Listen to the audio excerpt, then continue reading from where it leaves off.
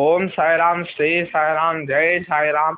சாய் பக்தர்கள் அனைவருக்கும் இனிய மாலை வணக்கம். குரு பிரம்மா, குரு விஷ்ணு, குரு தேவோ மகேஸ்வரஹா, குரு சாட்சா பரபிரம்மா, தஸ்மை ஸ்ரீ குரவே நமஹ. குருவே சர்வ லோகானாம், குருவே சர்வயாகினாம், குருவே சர்வ சாட்சாயாம், குருவே தம் நமாமி. இல்ல, சாய் பக்தர்களுக்கு எத்தனை பேருக்கு பாபாவை பிடிக்கும்னு தெரியல. ஆனா நான் வீடியோ போடுறப்பெல்லாம் எனக்காக நல்லா பார்க்குறீங்க. எனக்கு அது மட்டும் ரொம்ப சந்தோஷம். அதே மாதிரி வீடியோவை ஸ்கிப் பண்ணாமல் கடைசி வரையும் பார்த்தீங்கன்னா கடைசியில் ஒரு தருணம் இருக்குது, அதாவது ஒரு சர்ப்ரைஸ் இருக்குது. சரிங்களா? இப்போ நம்ம வீடியோக்குள்ளே போகலாம். சரிங்களா? இப்போ ஃபஸ்ட்டு சாய்பாபாவோட இன்ட்ரோ பார்க்க போகிறோம். ஓம் சாய்ராம். நமது வாழ்க்கையில் சில தருணங்கள் நம்மை ஆச்சரியப்பட வைக்கும். அதாவது பாபாவோட வாழ்க்கையில ஒரு சில தருணம் அவர் அறியாமே அவரை ஆச்சரியப்பட வைக்குது அப்படின்றத சொல்றாங்க.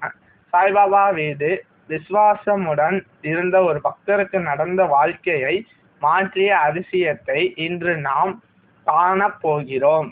இந்த கதை உங்கள் மனதையும் தொட்டுவிடும். அதாவது இப்போ நான் சொல்ல போற கதை இது உங்க மனசுலயே தொற்றும், ஆழ்ந்த இடத்தை தொற்றுன்றத சொல்றாங்க.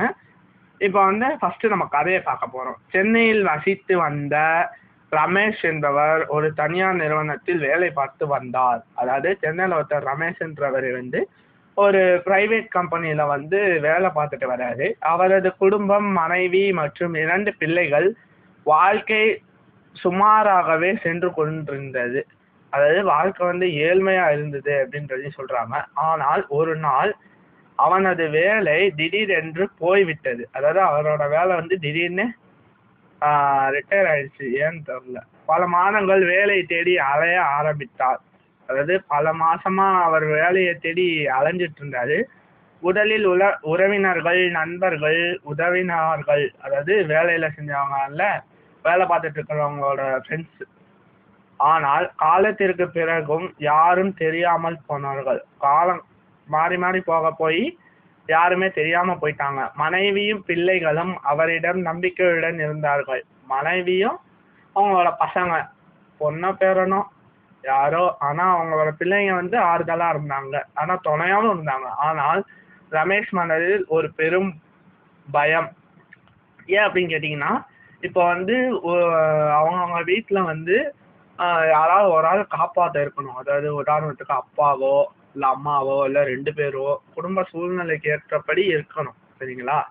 அதனால அந்த மாதிரி இவருக்கு ஒரு பயம் வருது. ஏன் அப்படின்னு கேட்டிங்கன்னா, இவருக்கு இப்போ வேலை இல்லை, இப்போ மனைவியும் பார்த்துக்கணும், அவங்க பிள்ளைங்களையும் பார்த்துக்கணுன்றதுனால இவருக்கு உடனே இப்போ வேலை தேடி வேலை கிடைச்சி ஆகணும். சரிங்களா? இப்போ அடுத்து பார்ப்போம். ஒரு நாள் ரமேஷ் கோயம்பேட்டில் உள்ள சாய்பாபா ஆலயத்திற்கு சென்றார். அதாவது ஒரு நாள் அந்த ரமேஷ் என்பவர் கோயம்பேட்டில் சாய்பாபா ஆலயத்துக்கு போயிருக்காரு. அங்கே அரட்டை முடிந்த பிறகு, அதாவது ஜாலியா பேசிட்டு சிரிச்சுட்டு விளையாடுவாங்க இல்லைங்களா, அந்த மாதிரி நடந்தது. அமைதியாக அமர்ந்து கண்கள் மூடியபடி ஓம் சாய்ராம் என்று ஜெபம் செய்தார். அதாவது பாபாவோட நாமாவளி இருக்கு பார்த்தீங்களா, ஓம் சாய்ராம், ஸ்ரீ சாய்ராம், ஜெய் சாய்ராம்ன்றது. அந்த மாதிரி ஓம் சாய்ராம் அப்படின்றத அவரோட கண்ணால மூடிட்டு கை தூக்கிட்டு சொல்றாரு. ஓம் சாய்ராம் ஜபத்தை சொல்றாரு. அந்த நேரத்தில் ஒரு மூதாட்டி தாய் உன்னை விட்டு விட மாட்டார், அதாவது கைவிட மாட்டார் அப்படிங்கறத சொல்றாங்க. உன்னால் முடியும் என்றார். அவளது முகம் ஒளி மிக்கதாக இருந்தது. அவன் கண்கள் திறந்த போது அந்த மூதாட்டி காணப்படவில்லை. அதாவது பாபாவோட ரூபத்துல ஒரு மூதாட்டி சொல்லிட்டு போறாங்க, நீ அவர்கிட்ட வந்துட்டல, அவர் உன்னை கைவிட மாட்டாரு, அவரு உனக்கு வேலை வாங்கி தருவாரு அப்படின்றத சொல்றாங்க. அவரும் உடனே அந்த தியானத்தை முடிச்சுட்டு கண்ணை திறந்து பார்க்குறாரு. ஆனா அந்த மூதாட்டி இல்லவே இல்லை. சரிங்களா? இதுதான் இப்போ நான் சொல்ல போறது திருப்புமுனை. அந்த நாள் இரவிலேயே ரமேஷ் வீட்டிற்கு ஒரு பழைய நபர் அழைத்தார். அதாவது அவரோட வேலை பார்த்தவங்க பழைய ஃப்ரெண்டு ஒருத்தர் வராரு அவரோட ரமேஷ் வீட்டுக்கு. நீ எனக்கு நினைவில் வரல, ஆனா எனக்கு ஒரு வேலை தேவைப்படுது, நீ சரியானவனாங்க போல இருக்கு என்றார். அதாவது அவரோட நினைவுல நினைவில் வரல, நீ எனக்கு நினைவில் வரல. ஏன்னா ஃப்ரெண்டு வந்து அவனோட நினைவுக்கு வரவே இல்லை. சரிங்களா? ஆனா எனக்கு ஒரு வேலை தேவைப்படுது. ஆனா அவருக்கு ஒரு வேலை இப்ப கட்டாயமா தேவைப்படுது. ஏன்னா பாபா ஏன்னா அவங்க பசங்களையும் அவங்க மனைவியையும் காப்பாற்ற வேண்டிய சூழ்நிலை இவருக்கு இருக்கு. சரிங்களா? நீயே சரியானாக போல இருக்கு. நீயே சரியானவன். அதாவது அவனே சரியானவனா இருக்கான். ஏன்னா அவனா நம்புற மாதிரி இருக்கான்றதுனால அதை சொல்றாங்க. அதிக சம்பளமும் நல்ல பதவியும் அதே நாளில் அவருக்கு வேலை கிடைத்தது. அவர் வந்து நல்ல சம்பளமும் நல்ல பதவியும் அவரோட ஃப்ரெண்டு வச்சிருந்ததுனால அன்னைக்கே அவருக்கு வேலை கிடைச்சிருது.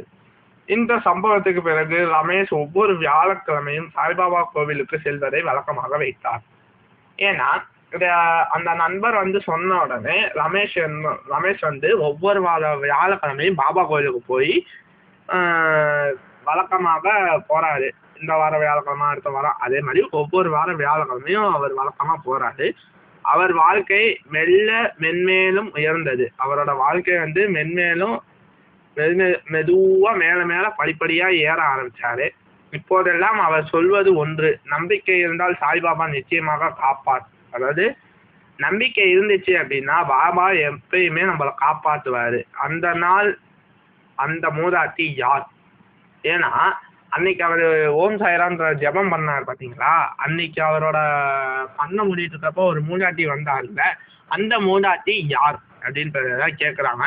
அந்த மூதாட்டி யாருன்னு உங்களுக்கு தெரிஞ்சிச்சுன்னா நீங்க கமெண்ட்ஸ் பண்ணுங்க.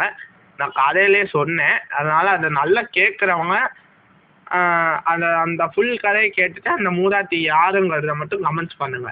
அவருடைய வார்த்தைகள் எப்படி வாழ்க்கையை மாற்றியது? அது சாய்பாபா தானா? உங்களுக்கு தெரிஞ்சா நீங்க கமெண்ட்ஸ் பண்ணுங்க.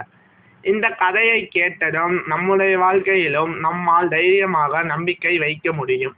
ஏன்னா இப்போ நான் சொன்னேன்ல ரமேஷ் கதையை பத்தி, அதே மாதிரி உங்க வீட்டுல உங்க சுச்சுவேஷன் ஏதாவது சரியில்லை அப்படின்னா கண்ணை மூடிட்டு பாபாவோட நாமாவளி, அதாவது ஓம் சாய்ராம், ஸ்ரீ சாய்ராம், ஜெய் சாய்ராம்ன்றதை மட்டும் சொல்லுங்க. உங்களோட சங்கடங்கள் பாவங்கள் எல்லாம் நீங்கிவிடும். சாய்பாபா எப்போதும் நம்மை பார்த்து கொண்டு இருக்கிறார். இது உண்மைதாங்க.